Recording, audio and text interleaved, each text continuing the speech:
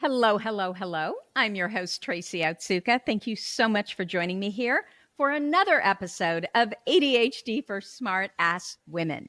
My purpose is always to show you who you are and then inspire you to be it. In the thousands of ADHD women that I've had the privilege of meeting, I've never met a one that wasn't truly brilliant at something, not one.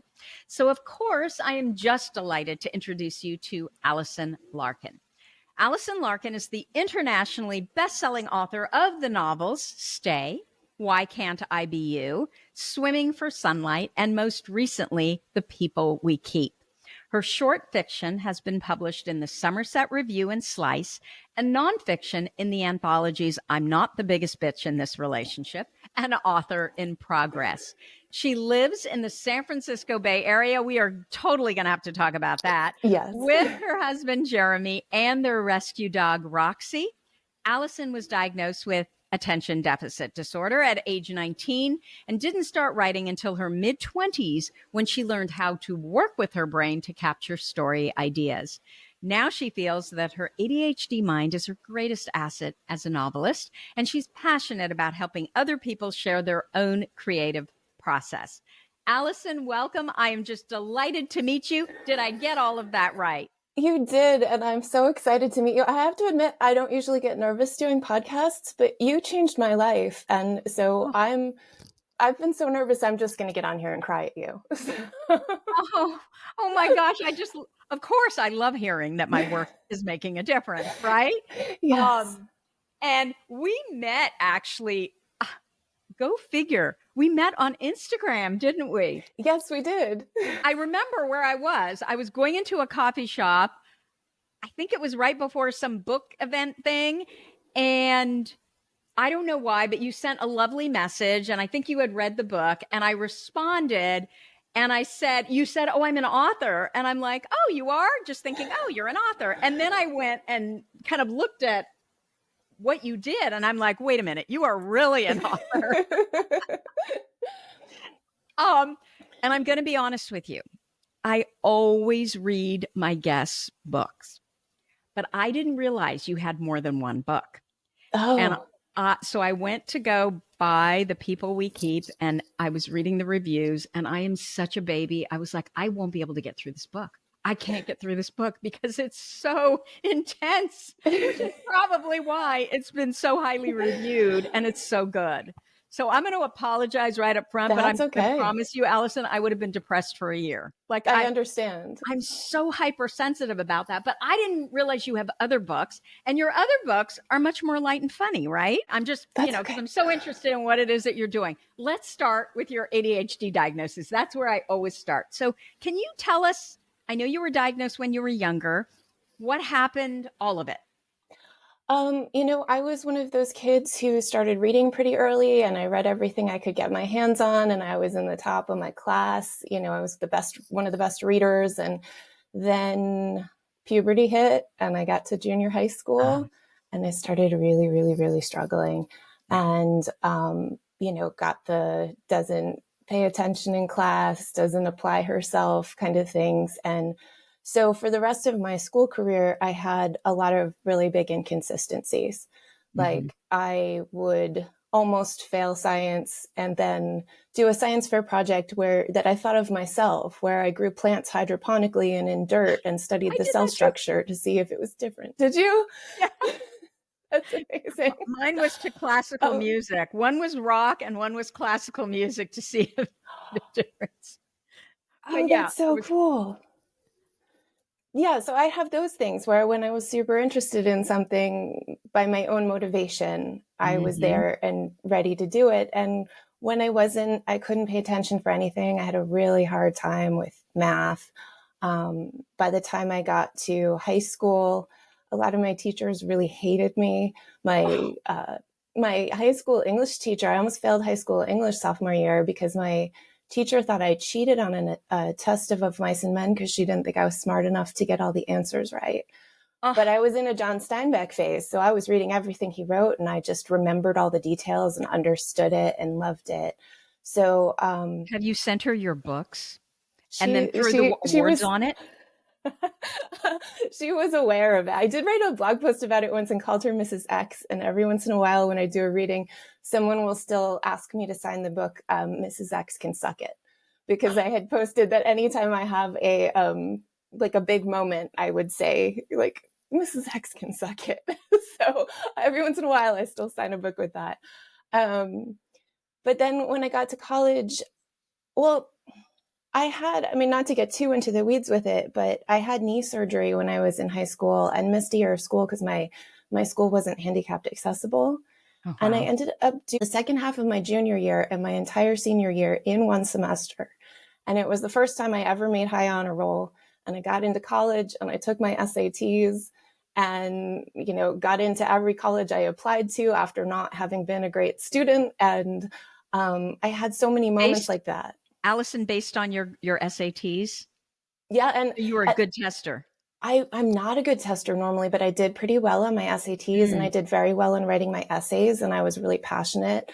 And I'd done so well in school, like that last year, that it looked like I was really pulling myself together. Yeah.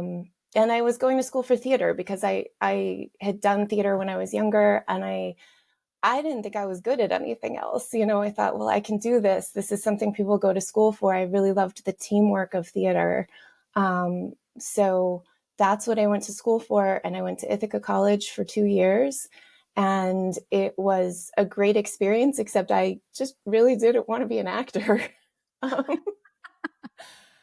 but in that process, I was falling asleep in a gen ed class that I had to take. And I can't sleep in other places normally, except for I'm not a good sleeper. So the fact that I was Mm. falling asleep in a classroom was really concerning to me. And I went to my advisor and said, I think I have narcolepsy.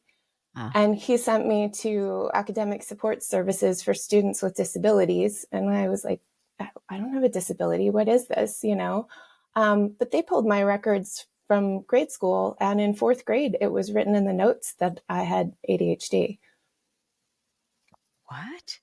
Yeah, it was just penciled in. I don't think anyone ever told anybody else about it, but it was like ADHD, or it was ADD back then, but And so no one had told your parents. This was just not that I something that know was in of. your that is so awful, but Yeah. So then I officially got a right. diagnosis by someone in where I grew up outside of New York City named Dr. Kevin Calico, who changed my life completely. And I read Dr. Hallowell and Dr. Rady's book, and all of a sudden it was like, oh my gosh, the world makes sense to me. And Yeah. I dropped out of college because it was like, I don't understand myself. I thought I wasn't a capable person. I'd had IQ testing done and it was proven that I'm very, very smart, but Uh-huh. I didn't understand what that meant. Yeah. I didn't understand who I was because everything about my development until I was, 18, 19 years old was thinking I wasn't very bright and I had to work really hard to just not show people that. Yeah. Um, Yeah. so that was my big experience. And then over the years, when I was diagnosed in, I think 1996, a lot of the talk of attention deficit disorder was about how to be neurotypical. Mm-hmm. And so I always felt like, well, I could control my ADD, but that's the only thing I have the energy to do. And so I kind of started trying to ignore that I had attention deficit disorder so I could cope in the ways that I needed to.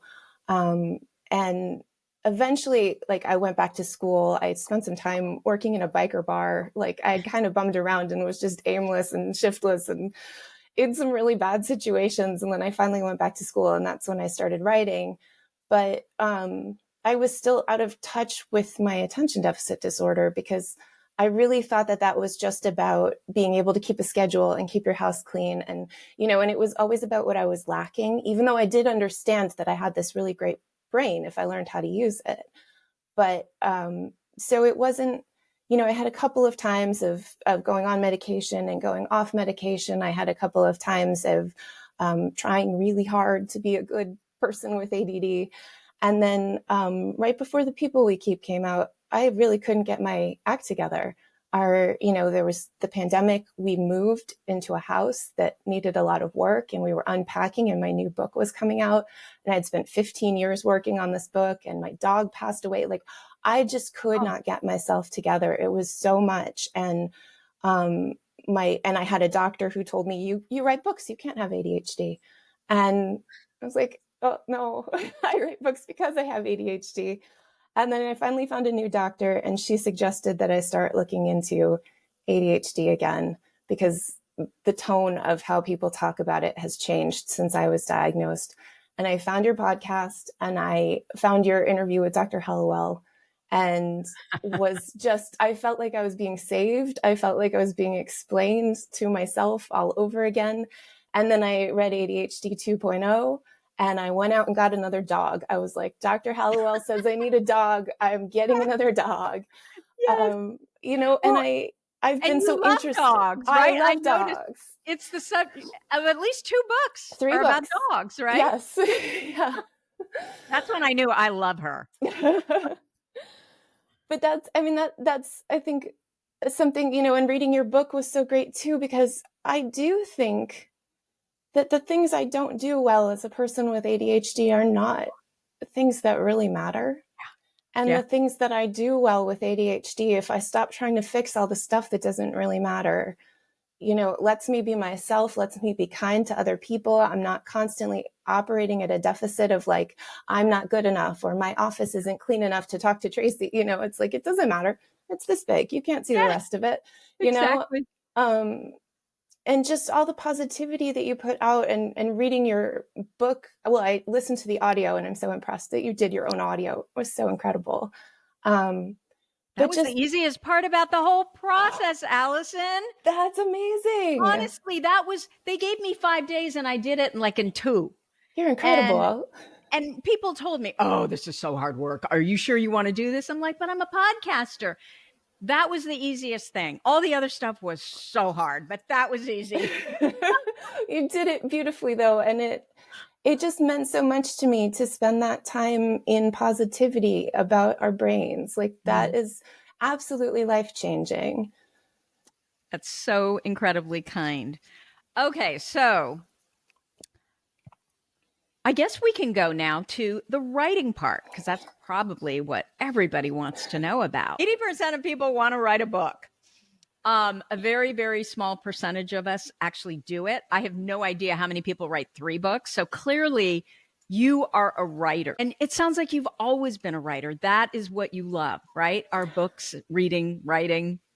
I've always loved books, and I was such a big reader, but I didn't know I could write, because when you're a kid my age, I'm 47, and we were writing on paper and handing in Yeah. paper with pencil, and my papers always had arrows all over the place and eraser marks, and my handwriting was inconsistent, and so I thought I wasn't a good writer, and I didn't know how to capture my thoughts. I had this beautiful story in my head as a kid, and I was trying to write it down in a notebook, and it was, like a nice notebook, and I didn't want to ruin it, and my handwriting was bad, and I couldn't get the story down. I started writing it. I knew what the end was, and I thought I knew the whole story. And when I sat down to write, I couldn't figure out, wait, what comes next? Wait, what comes next? And I didn't know how to capture that. So I just gave up. And it I wasn't until love I learned how to draft, and how to just capture all of my ideas, no matter when they come up and how nonsensical they seem to me at the moment. That's when I was able to write, and that changed everything for me. But I did not know I could until I went back to school, and I was like, 24, 25 years old. I really love hearing that, because that was my biggest struggle too. And I thought, oh, well, I've got 200 and some odd podcast episodes. There's my book. I'll just do that. Well, no. And so it's exactly what you're saying. It's all these thoughts. And then in my brain, I'm thinking, okay, what's point 1 and what's under point 1? What's point 2? And it's just so overwhelming. We so want to tell our story, whatever our story is, but to get it all organized, like, how did you do that? How did you figure? Because I'm still not sure I figured it out without an editor, like 2 editors. I don't even think it's still overwhelming to me. Like, I still feel like I don't know how to write, even though I spent 2 years writing. I understand. I mean, I still feel like that sometimes, and every book kind of needs something a little bit different, Mhm. and every book needs different input for the output. And I think that that's something you have to figure out. Fiction just Yes. seems way harder because at least nonfiction, well, that was my life. I know these things, right? Versus you are creating out of nothing, just your brain. What's interesting though is that I have a harder time actually writing about what happened than I do with the freedom of fiction. And I think some of it's psychological, but some of it is just not being confined by possibility, but also being confined by what story is. I think those are confinements that are comfortable to me. Like when I've tried to write things that are more like autofiction, like veiled fictional stories, the characters aren't believable. Like it would need to be, people are a little over the top, and it would need to be nonfiction for those characters to work in that form, which is really interesting.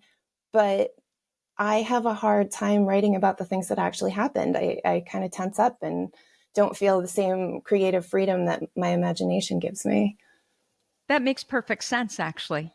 Yeah, I think it's just it's all about us knowing how our brains work and knowing what we have to offer the world and what puts us in a state of flow. And that's different for every Mm. person, even if they're writers. We're both writers. We have different brains still. So you said something, and I just went like ding, ding, ding, ding. And I'm sure our listeners thought the same thing, but you said you didn't know how to capture your thoughts. Yes. So tell us, how did you learn how to capture your thoughts and what is your process? Um, I did a writing exercise that became my first book in a class in college where we had to write a scene, like just free writing. They give you like a little trigger sentence and you start writing there. And then we had to revise it 3 times. And in the third revision, the secondary character became the primary character. And all of a sudden it taught me like, oh, what you put down first, you can change dramatically. You can put something down and then say, what if I look at it from a different angle? What if I change the setting? What if I change who's talking? I change the time period. I change the tense, like what gets us there. And, and then as a theater major, I was taught to kind of ask questions about character all the time, Mm. to get to know your character, to have that make sense. And the combination of the two, like putting those two things together, taught me that I could play in the concept of story, that I didn't have to sit down and know what I was doing. I just had to start. And then once you get something down on the paper, you're like, well, what happened before that? Who are these people? What is that? My novel, The People We Keep, that I started writing when I was writing my first novel, Stay, I was just sitting there listening to music, and all of a sudden I had this idea of a woman who takes things and leaves things everywhere she goes.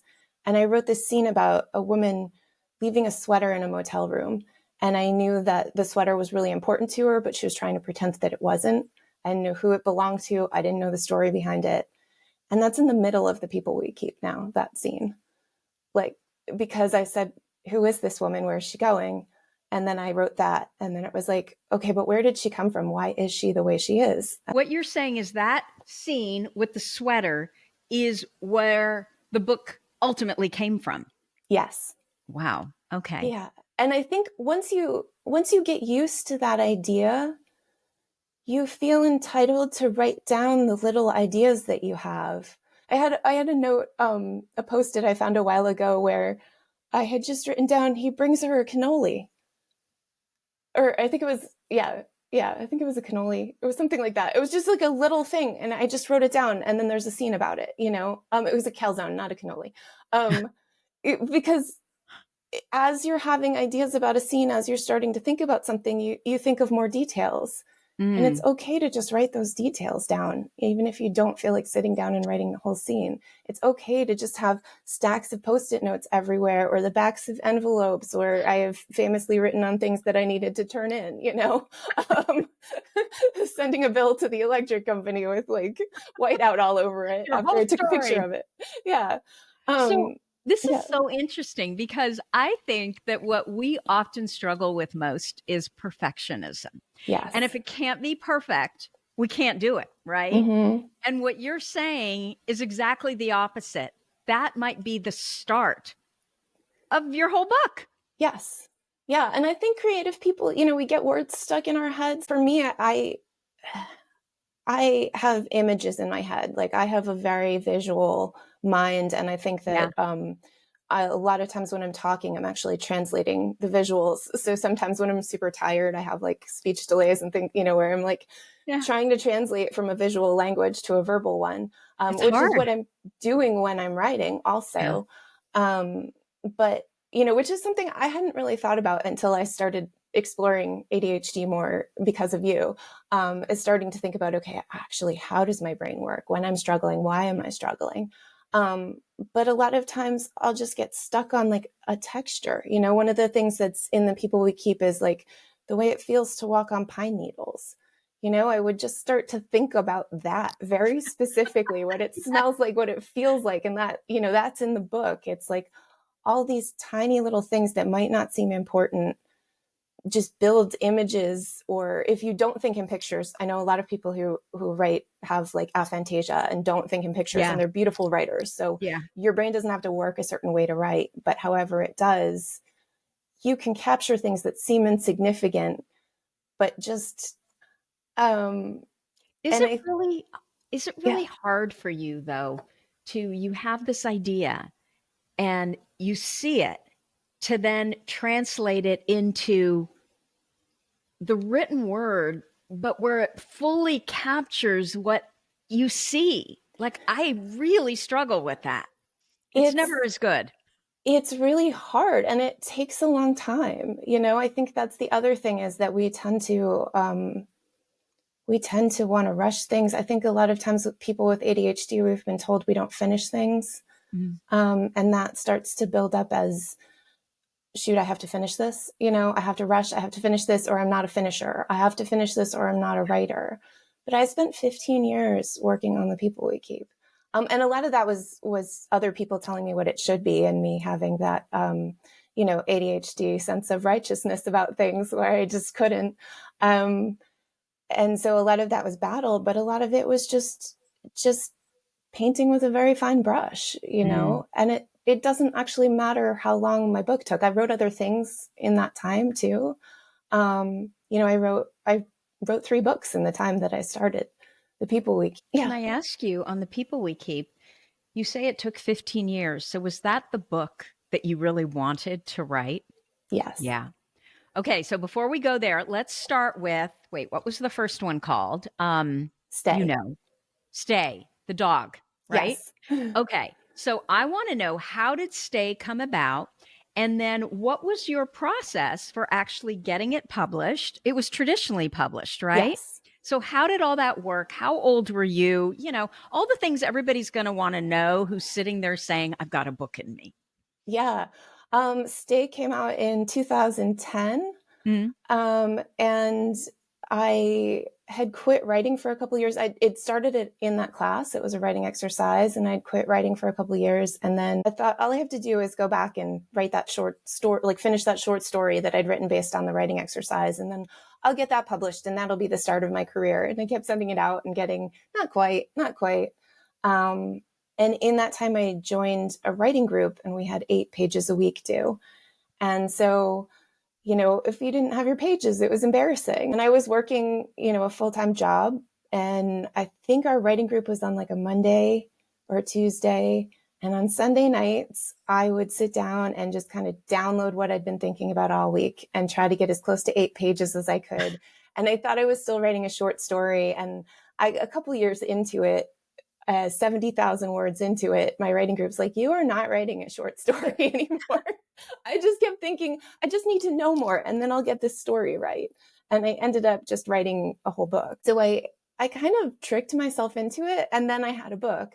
And back then, to query an agent, I was living up in Rochester, New York, and I didn't really know too many people in publishing. And so I'd have to send out query letters where you're writing what your book is about and sending it to an agent. And it took about a year of getting rejected, which was really hard, except that's also where having a dog came in really handy, because you get rejected, they would come through the mail, and I'd go to the mailbox and I'd get a rejection, and I'd walk back in the house, and my dog would be so happy to see me. And it just took the sting out. It was like, okay, I'm back in the moment here. This is also important. So can I ask you, when you write a nonfiction book, you have to do a book proposal with all the chapter summaries. I think when you do fiction, you have to write the book, right? And so you Yes. send the book off. Yeah. Well, and a lot of times you're just sending off a letter that's saying, here's what my book's about. Do you think you might want to read it? So and then sometimes they'll say, well, send me the first chapter. And then they'll like the first chapter and say, okay, send me the rest of it. So, and back then it was mostly on paper, which was really frustrating. So that's changed a little bit. I remember it's such an ADHD thing, but you used to have to send a self-addressed stamped envelope. Oh. And I would always end up sending my letters back to myself because I'd reverse the envelope. So I'd send it out and like 2 days later I'd get a letter back and I'd be like, this is it. And then it was just me. I loved it so much that it's so quick. Yeah. As far as that first book. It took a year. It took a year to get an agent, and then I think it took another. Oh, it took a year to get an agent. Yes. And then how long did it take him or her to actually get the offer? It took her about, I think, 4 to 6 months, something like that. Mm-hmm. And then the whole time people knew I was doing that. So it was like, oh, when's your book coming out? And it's like, I don't know. So that was, it was a lot to go through. And then it did actually come out. And that was really exciting. And then I wanted to publish The People We Keep. And everyone was like, what the heck is this? You write dog books. Oh. Could you put a dog in it? Could you make the main character more likable? Oh, really? Mm-hmm. So your first book is successful. They want you to write another book, but you still can't write the book you want to write. Yeah. Yeah. And so you said, okay, and you went ahead and did 2, and then. Yeah. And I love those books. Right? And then 4. Yeah. I love those books. I'm very proud of them. They're fun. And I tried to put a lot of gravitas into rom-coms, basically. I tried to really ground them in reality, and I'm really proud of them, and I love them, and I loved writing them. But this is the book I needed to write. And I had a lot of times where people wanted me to compromise that vision. And I had a lot of angst about that. It was actually really very hard. And sometimes I would try, I'd have an agent. I've gone through 5 agents now. And a lot of times I would they'd say, like, if you make these changes, I know I can sell the book. And then they'd make those changes and they couldn't sell the book because it didn't work. Mm-hmm. And when I did that, I felt like I was betraying my main character, which is probably just me betraying myself, Yeah. So that's so interesting, because I was going to ask you, is it the same publisher? Is it the same agent? But it sounds like 5 agents. Talk about that. One of the things I'm starting to see is how hard it is as a neurodivergent person to communicate with neurotypical people,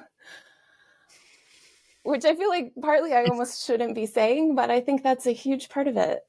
I love that, especially in publishing. Mm-hmm. There is no place where there are more linear brains. Yes. And I personally think I got lucky because my agent, I don't know if she's been diagnosed. She has ADHD. She could completely relate to everything that I was trying to do. And I also believe that my acquiring editor, although she's never said I have ADHD, I believe she has ADHD too. She's somewhere on that spectrum, right? But she was still like, everybody around her was so linear.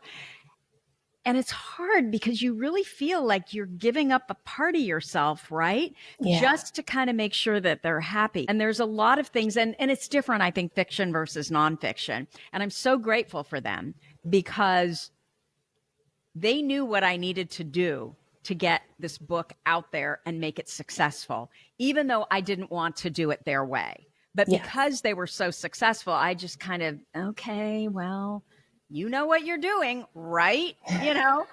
But in a lot of ways, there's so much that, this story would be cut, and a month later, 2 months, 3 months, I'm like, wait, what happened to that? Like, I couldn't even keep track anymore of all the changes, and I just had to let it go. And I'd love to know, what your experience is, how that ties into the five agents.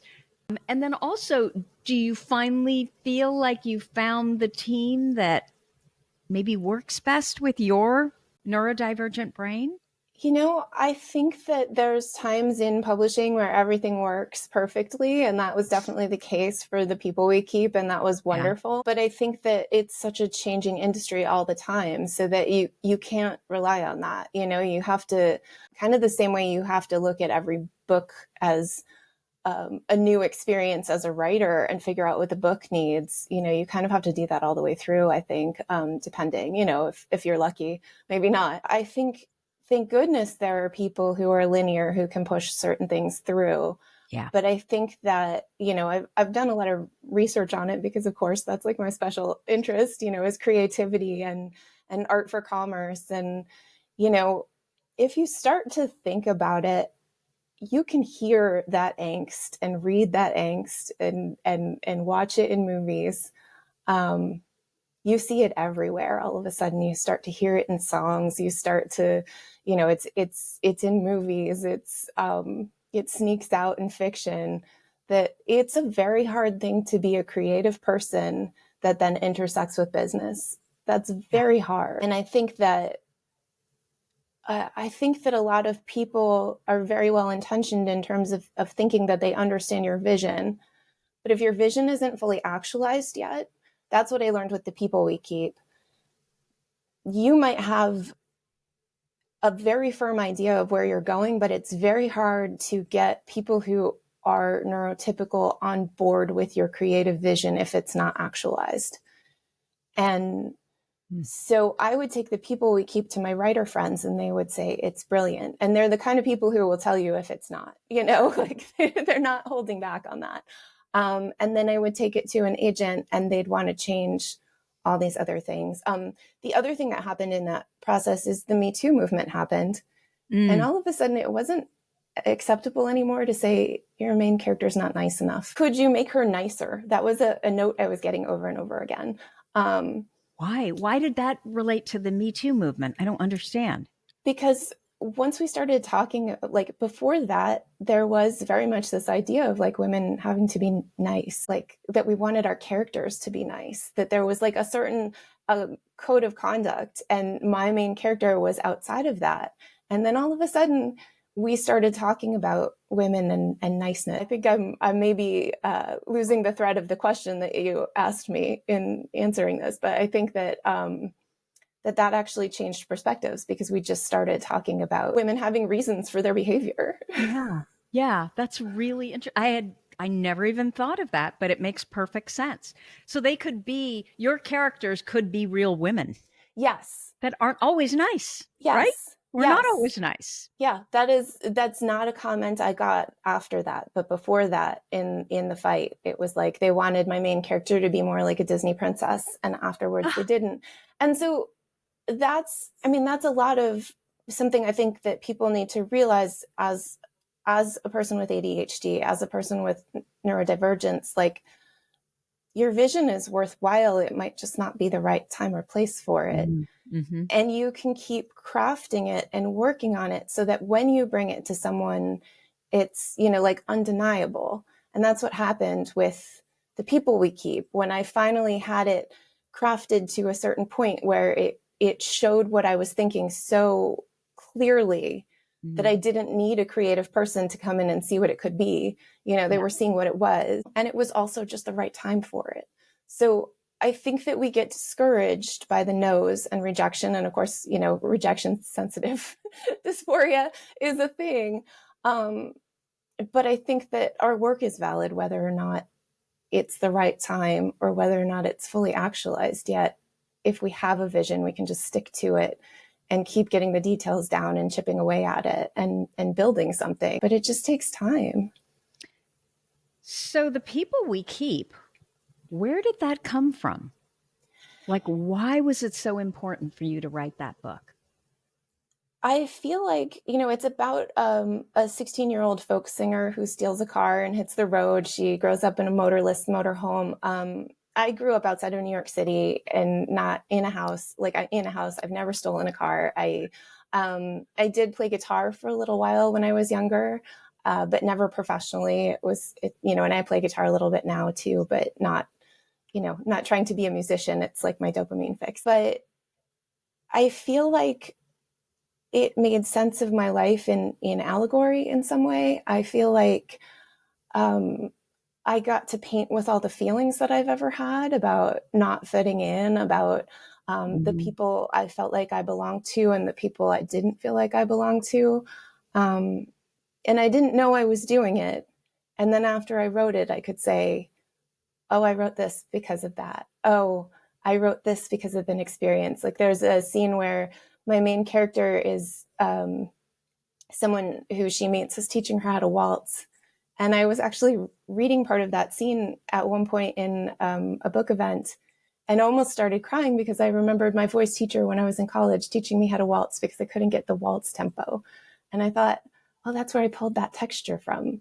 Like, that's where that came from. I was pulling that feeling of belonging and putting it into the book. I wasn't necessarily writing about him. I wasn't, writing about that moment specifically, but it's like, I'm sure you have this too of noticing so much and being so aware and taking in so much information all the time. And I'd done that my whole life. And then all of a sudden, this was the moment for it. This was how I used it. I took all those colors and put them into that painting. How did you go from this light, airy fairy kind of rom-coms involving dogs to something that is so serious, so intense, so I just read the reviews and I started crying from the reviews. I'm like, I can't do this. Yeah. I mean, I've had a fair amount of trauma in my life and a lot of difficulty in my life. And I think that it had to go somewhere. I actually, when I finished the first draft of the book, I felt a lot more calm. Like I felt like a different person. I think that it was part of me processing things that I'd gone through. Yeah. Yeah. So our best purposes give meaning to our past, right? Yes, absolutely. Absolutely. Yeah. And I'm sure what this book is doing too is helping other women process what they've gone through. That is, I think, the most life-changing thing about this whole process is realizing that when you write something you feel genuinely and you put your full self into something, that it can be the most helpful to somebody else. That it's made me appreciate work that feels like that too, even more, because I know what it took for me to put that kind of honesty and feeling and attention and love into a book. And so it's made me feel more connected to other artists who do that too. I don't think I've met a single person who loved my book that I didn't love instantly, which is kind of an amazing thing. Yeah. Yeah. No, well, when you raise your hand, right, your people discover that, oh, wait, she's my people. Right? Yes. Yeah, I'm sure you've so much had that experience. Yeah. Yeah. I mean, there's no way if we're not talking about these things, writing about these things, nobody's going to know we're their people. Yes. And that I think is such a big thing in an industry that's trying to make you for everyone, Mm-hmm. and just a general culture of trying to make you for everyone. And if you're some sort of, if you're not, then you've failed in some way. Like, I'm not for everyone. I'm just not. But if I try to be, then I miss out on the people that I'm for and they're for me. Yeah, absolutely. Absolutely. So clearly the people we keep is the book that you are most proud of. Yes. Ah. Yeah. What's the next book? Is there one? Are you Yeah. You must be working on something, right? I'm always working on a couple of things. So yeah, my next book is called Home of the American Star. It's about a woman who moves back to her hometown and she's been estranged from her family, but she inherits a house and has to move back to her hometown. And it takes place in my hometown of Somers, New York, which is a little nervy to have to write about where you grew up. But there's like circus history, and the first circus elephant who came to the United States is kind of part of the lore of the town, and was really meaningful to me as a kid, being sensitive and realizing that a captive elephant is always a tragedy in this town that just like celebrated the circus history and the elephant. Yeah. So I kind of wanted to put that backdrop in the book to deal with what it means to be a sensitive person in the world, and My characters aren't diagnosed, but my main character is very neurodivergent, and I really leaned into the experience of that in writing it. So it's already done. Yes, yeah, I finished it. Yeah. Oh, okay. How many books are you typically working on at one time? Um, Probably like 5 if I think about it, but they're in various stages. Like some of them are just notes. Some of them are like a couple conversations where I'm like, maybe I'll go back to that.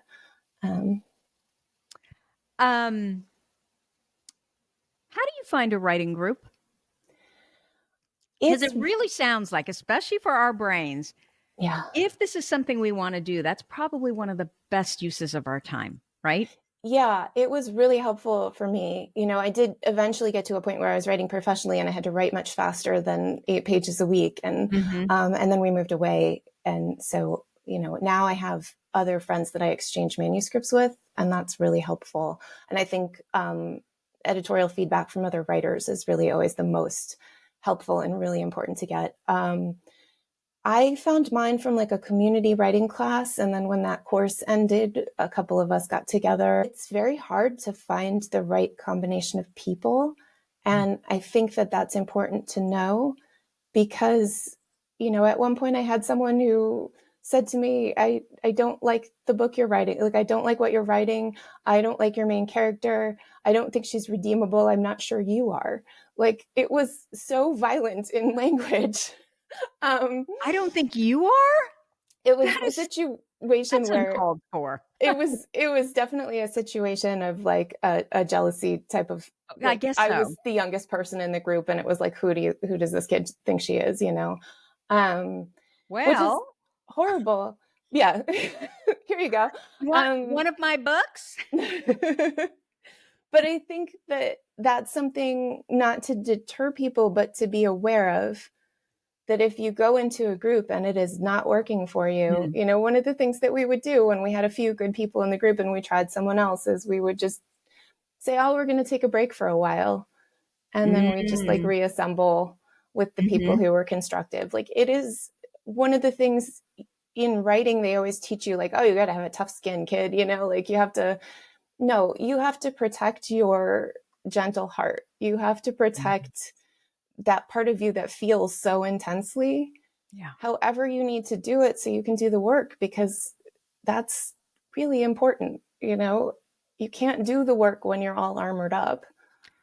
Absolutely. So it's like anything with ADHD, right? If we're not in positive emotion, then we're just protecting ourselves and we're feeling all this negative emotion, and that doesn't help the creative process at all or Exactly, our mental exactly. health. Or our mental health. It's, Yeah. we should try to find communities of people who are going to take care of our hearts if Yeah. we want to do creative work. I mean, just in general, like, we shouldn't be fighting against everything that's around us. So that's very important. And that's actually, I just started a creative community on Patreon Mhm. called the True Hearts Collective. That is, we have Zoom meetings where we talk about creativity and interview. I'm interviewing creative people. We have like a little film club we're going to do, just to talk about consuming art and making art. I'm a writer, so it's very specific to writers in some ways, but we have people who do fiber arts or visual arts or music also, because it's really not about me saying, here's how you get published, here's how you Mhm. be a writer, here's how you write a book. It's saying, here's how we struggle as creative people, how can we support each other. And my hope is that that's an organization that will help people find other creative people where they can find their own writing group as well, Yeah. and just kind of not audition, but just test out, like, are you a safe person for me? I think you might Ah. be a safe person for me. Because with the people we keep, I had so much support from other writers saying, you're onto something. This is good. No, don't make those changes. And that made a whole difference in my life. And I feel like a lot of people who are writing don't have that support. I had that support because I wrote 3 other books and I met other writers along the way. But if you're starting out with your opus Yeah. and you don't have people to support you who know what they're doing, who can give you real helpful feedback, it's very easy to get bullied. It's very easy to lose what you love about your work. And it's so hard. I can't even imagine with fiction. Although maybe it's worse with nonfiction because it's Yeah. not true. But to give it to someone, oh my God, it's just mortifying, right? And again, those neurotypicals in publishing, they're not kind about their feedback at all. You know, No. the one thing I kept hearing is, Tracy, we're protecting you. They're going to hate you if you tell this story. And I'm like, Oh my but it was goodness. true. I mean, by the time it was over, I wasn't allowed to have an Apple Watch. I wasn't allowed to ride a Peloton. I was like, it was just anything that smacked even this much of any kind of wealth, had to be gone. Oh. And and so they created stories that wasn't my story. That's not my house is. Like, I couldn't have a place where my Peloton was, like a separate room.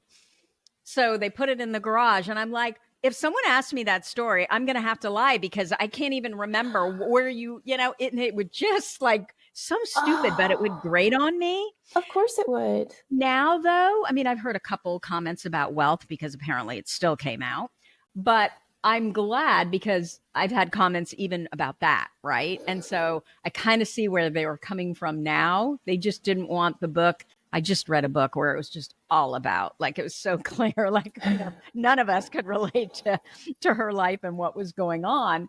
And oh my God, that poor woman just, torn to shreds for it. Oh, And in my mind, I'm like, that's not fair. We all come in with different, obviously, privileges, right? yes. And so to tear her down just because of, she didn't have anything to do with who her dad was, maybe she could have toned it down a little bit, but I still, like, I struggle with all of that. That is very much speaking to the fact that we're not all for everybody. Yeah.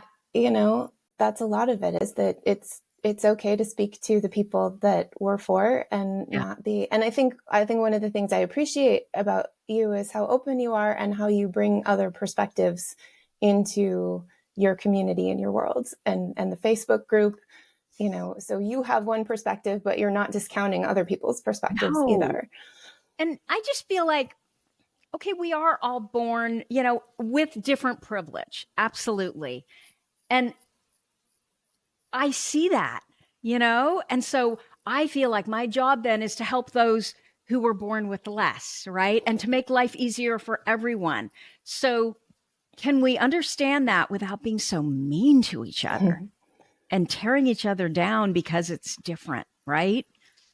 So anyway, where do they find you as far as the Patreon that you were talking about? It is patreon.com/Allie Larkin Writes, Your which name. is also Allie Larkin Writes is my Instagram handle. And I'm on Threads. I'm on Twitter, but I'm not really on Twitter anymore. Oh, I guess it's not I even called know. that, which is sad. X. Yeah. Yeah, I don't even go on it anymore, and I used to love it. Yes. But again, it's just so mean now, right? Yeah. I can't take all this meanness. Can't we just understand that people are different and we don't have to be mean? We can have an opinion, but we don't have to be mean. So before I let you go, I would love to know, what are the ADHD traits that you feel are responsible for your success?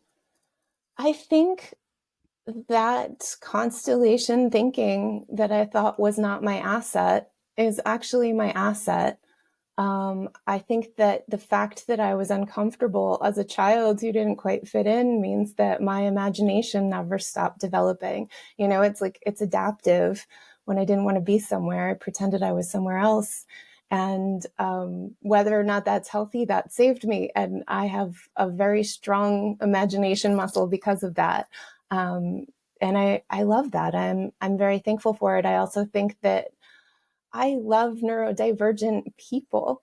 And I feel that I can connect on a level that maybe I wouldn't be able to if I didn't have this brain.